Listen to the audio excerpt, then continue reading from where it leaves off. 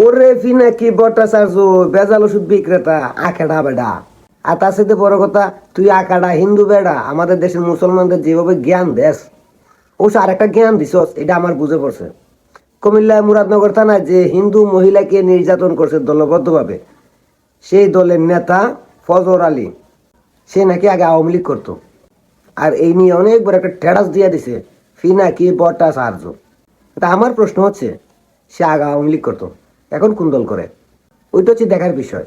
আর যদি এটা দেখার বিষয় না হয়, তাহলে তুই পিনাকি বঙ্গবন্ধুরে নিয়ে নাচানাচি করছস, তুইও তো আওয়ামী লীগ করতি।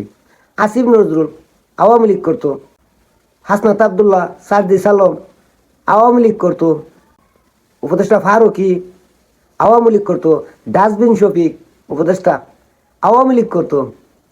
তাহলে ফজর আলী যদি এখন আওয়ামী লীগের টেক দিয়ে সাজা পায়, এখন যে দল করে ওই দল থেকে মুক্তি পায়, তাহলে তোদের কি হবে রে?